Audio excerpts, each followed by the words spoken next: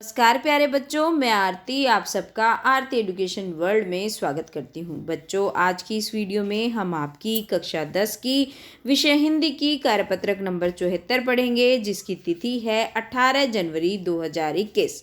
हाँ बच्चों, जो आज की आपकी 18 तारीख की जो आपकी वर्कशीट आई है, वो आपकी जो कृतिका पाठ्य पुस्तक है उसका जो चैप्टर है, उसका जो पाठ है साना साना हाथ जोड़ी जोड़ी से आई है, जो हम सर्दियों की छुट्टियों से पहले पढ़ रहे थे, है ना। आपको याद होगा सर्दियों की जो छुट्टियों की जो पहली वर्कशीट आ रही थी वो इसी चैप्टर की थी। आज ये तीसरी वर्कशीट आई है उसी चैप्टर से, है ना। तो बच्चों, अब तक हम जान चुके हैं, ये जन मिसप्रिंट है, जान आएगा। आपको विजिबिलिटी इसकी इतनी अच्छी नहीं लग रही होगी, इतना साफ नहीं दिख रहा है, मैं मानती हूँ, लेकिन क्वेश्चन आंसर आपको एकदम साफ दिखाई देने वाले हैं। इसका फ़ॉन्ट थोड़ा सा खराब है, ठीक है। साना साना हाथ जोड़ी जो नामक पाठ है, ये एक यात्रा वृतांत है। यात्रा वृतांत आप जानते ही हैं, किसी यात्रा के बारे में जब सारी चीज़ें बताती हैं तो वो होता है यात्रा वृतांत। और इसमें जो इसकी लेखिका है कौन, मधु काकरिया हैं। उन्होंने जो सिक्किम की भूगोलिक स्थिति कैसी है, वहाँ का सामाजिक, सांस्कृतिक या आर्थिक परिवेश कैसा है, उसका बड़ी ही सुंदर तरीके से उन्होंने दिखाया है। तो इस पाठ में लेखिका मधु काकरिया ने जो पूर्वोत्तर भारत का एक सुंदर सा प्राकृतिक राज्य है, प्राकृतिक छवि है उसकी, और वो कौन सा है, सिक्किम, उसकी यात्रा की और वहाँ की जो भौगोलिक स्थिति है, सामाजिक, आर्थिक और सांस्कृतिक परिवेश का सुंदर वर्णन किया है। लेखिका सिक्किम की सुंदरता को देखकर मंत्रमुग्ध हैं। आइए अब इस पाठ को हम आगे जानते हैं। वहीं पर घूमते हुए एक सिक्किमी नवयुवक ने मुझे बताया, लेखिका बता रही हैं, एक जो सिक्किम में रहने वाला एक नवयुवक है वो वहाँ पे घूम रहा था, तो उसने मुझे बताया कि प्रदूषण के चलते स्नोफॉल लगातार कम हो रहा है। अब प्रदूषण की वजह से सारी समस्याएं हो रही हैं, स्नोफॉल कम होता जा रहा है। तो क्योंकि ये तो पूरे ही विश्व पे, हमारे भारत की क्या बात है, पूरे ही विश्व पे इसका असर दिखाई देता है। पर यदि मैं कटाव चली जाऊं तो मुझे वहाँ सर्द या बर्फ़ मिल जाएगी। वो बोल रहे हैं कि यहाँ पे तो स्नोफॉल कम हो गया, लेकिन कटाव में अभी भी बर्फ़ पड़ती है, तो वहाँ पे उनको बर्फ़ मिल जाएगी। कटाव क्या है, अब ये समझिए। कटाव यानी भारत का स्विट्जरलैंड। जो कटाव है उसको क्या बोला जाता है, भारत का स्विट्जरलैंड, है ना। कटाव जो कि अभी तक टूरिस्ट स्पॉट नहीं बनने के कारण सुर्खियों में नहीं आया है, क्योंकि अभी तक उसको जो नवयुवक बता रहे हैं उस टाइम पे कि ये अभी तक टूरिस्ट स्पॉट नहीं बना है। टूरिस्ट स्पॉट जानते हो, जहाँ पे जो यात्री हैं वो घूमते हैं, है ना, वो नहीं बना है। इस वजह से लोग इसकी ज़्यादा चर्चा नहीं करते और अपने प्राकृतिक स्वरूप में था। कटाव, क्योंकि टूरिस्ट स्पॉट अगर वो बन जाता तो उसमें भी बहुत सारी चीज़ें होती, तो शायद उसका जो प्राकृतिक स्वरूप है वो थोड़ा चेंज हो जाता है, लेकिन अभी तो वो ऐसा ही है। कटाव जो लायुंग से कितना 500 फीट की ऊंचाई पर था, करीब 2 घंटे का सफ़र था। वह नवयुवक मुझसे बतिया रहा था। उसकी घरवाली अपने छोटे से लड़की के घर पर बाहर हमें उत्साहपूर्वक देख रही थी। तभी गाय ने आकर बाहर थैले में रखा हुआ महुआ गुड़प कर लिया। तो मतलब जो गाय थी वो आई, बाहर थैले में कुछ रखा था, उसको गुड़प कर लिया, खा लिया। मीठी झिड़कियाँ देकर उसने गाय को भगा दिया। अब उसने गाय को भगा दिया, ठीक है। अब आगे क्या होता है वो देखिए। उम्मीद, आवेश और उत्तेजना के साथ अब हमारा सफ़र कटाव की ओर। अब उस उम्मीद में कि वहाँ पे बर्फ़ मिलेगा, आवेश भी है, थोड़ी एक्साइटमेंट भी है ना। ये सब चीज़ें, उत्तेजना यानी कि एक्साइटमेंट। तो उसकी तरफ वो कहाँ पे चलने लगे, कटाव, जहाँ पे उस नवयुवक ने बताया था कि वहाँ पे आपको बर्फ़ मिल जाएगी। कटाव का रास्ता और खतरनाक, मतलब वो जो रास्ता पहले था वो तो खतरनाक था ही, अब कटाव पर जाने का रास्ता और खतरनाक है। उस पर धुंध है और बारिश है। क्या है, धुंध और बारिश। ऊपर से देखो ये रास्ता खतरनाक और ऊपर से फोग पड़ रही है और बारिश पड़ रही है। अब स्थिति जो है वो भी विपरीत हो गई है। जितेन लगभग अंदाज से गाड़ी चला रहा था। अब जो जितेन हैं, जो गाड़ी चला रहे हैं, वो बस आइडिया से चला रहे हैं, क्योंकि धुंध में कुछ दिखाई नहीं दे रहा और बारिश पड़ रही है, उससे भी कुछ नहीं दिखता है, विजिबिलिटी नहीं आती उस पर, जब शीशे पे पड़ती रहती है। तो बस अंदाज से चला रहा है कि यहाँ पे रास्ता है, चलो। पहाड़, पेड़, आकाश, घाटियाँ, सब पर बादलों की परत छाई हुई है। चारों तरफ बादल बादल हो रहे हैं, सब कुछ बादल में। सब कुछ बादल में का मतलब है सब कुछ बादलों में ही विलीन हो रहा है, सब कुछ ऐसा लग रहा है सब जगह बादल है।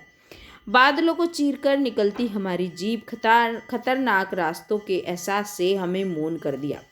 उस पर से बारिश, एक चूक और सब खल्लास। सांस रोके हम धुंध और फिसलन भरे रास्ते पर संभल संभल कर आगे बढ़ती जीप को देख रहे थे। हमारी सांस रुकी हुई थी, पता नहीं कब क्या हो जाए, क्योंकि रास्ता भी खराब और पहाड़ी रास्ता इतना खतरनाक, ऊपर से बादल, ऊपर से बारिश, ये और तो इस वजह से हमारी सांस लेने की आवाज़ों के सिवाय आसपास जीवन का कोई अता पता नहीं था। अब देखिए कितनी खामोशी होगी वहाँ पे, जहाँ पे सांस लेने की भी आवाज़ आ रही है ना। तो फिर नज़र पड़ी बड़े बड़े शब्दों में लिखी एक चेतावनी पर। फिर उन्होंने देखा कि वहाँ पे एक चेतावनी लगी हुई है, if you are married divorce speed. अगर आप शादीशुदा हैं तो स्पीड से तलाक ले लीजिए, यानी कि स्पीड से मत चलाइए, संभल कर चलिए।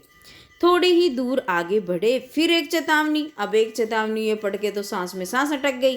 फिर दूसरी चेतावनी आ गई, दुर्घटना से देर भली, सावधानी से मौत टली। कि अगर आप दुर्घटना से बचना चाहते हैं तो भले ही देर से जाइए, लेकिन आप सेफ जाइए, और सावधानी अगर आप बरतेंगे तो आपकी मौत टल जाएगी, यानी कि यहाँ पे खतरनाक रास्ता है, ये कहना चाहते हैं।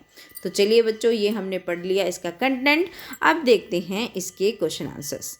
तो देखिए इस वर्कशीट में आपके टोटल 5 क्वेश्चन दिए गए हैं, जिनके हमें आंसर करने हैं, और एक दी है गतिविधि यानी कि एक्टिविटी।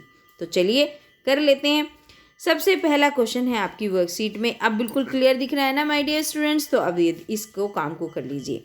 लेखिका के मंत्रमुग्ध होने का क्या कारण था? तो लेखिका सिक्किम की सुंदरता को देखकर मंत्रमुग्ध है ना, यही तो कारण है, यही कारण है उसका। चलिए हो गया पहला क्वेश्चन। दूसरा क्वेश्चन है, किस कारण से स्नोफॉल लगातार कम हो रहा है? तो ये तो हमने अच्छे से डिस्कस करा। प्रदूषण के कारण से स्नोफॉल लगातार कम होता जा रहा है। क्वेश्चन नंबर 2 का आंसर ये हो जाएगा। अब आ जाते हैं प्रश्न 3 पे, कटाव अभी तक सुर्खियों में क्यों नहीं आया था?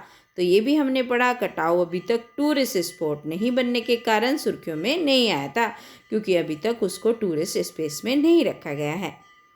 चलिए आगे, सिक्किमी नवयुवक ने लेखिका को कटाव के बारे में क्या बताया? तो इसका उत्तर लिखेंगे।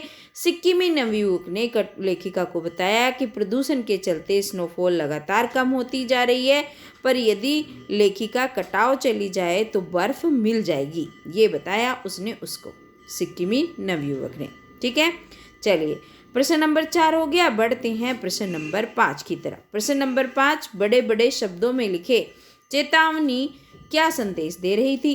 तो अगर आप शादीशुदा हो अर्थात आपका परिवार है तो अपनी स्पीड को कम रखें, क्योंकि वो लिखा था if you are married divorce speed. तो उसका मतलब यह है कि अगर आप शादीशुदा हो, आपका परिवार है, तो अपनी स्पीड को कम रखें। अच्छा, दूसरा, दुर्घटना से अच्छा है कि आप कहीं पर देर से चले जाएं।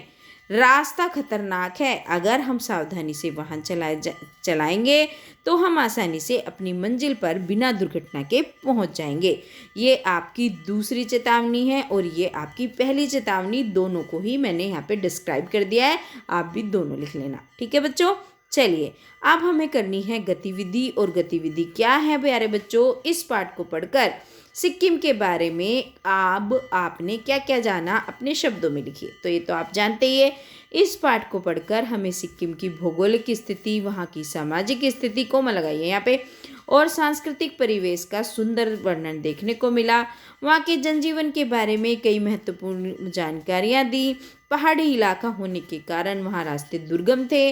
वहाँ के बच्चों की ज़िंदगी आरामदेह कतई नहीं थी। तो ये लिख देंगे आप इस एक्टिविटी के आंसर में। तो बच्चों ये थी आज की आपकी वर्कशीट। आशा करती हूँ कि आपको बड़ा ही मज़ा आया होगा और आप अच्छे से अपनी वर्कशीट, अपना काम, होमवर्क पूरा करेंगे। और बच्चों वीडियो को लाइक, शेयर, सब्सक्राइब ज़रूर करें और अपना एक प्यारा सा कमेंट डालना बिल्कुल भी ना भूलें। धन्यवाद स्टूडेंट्स।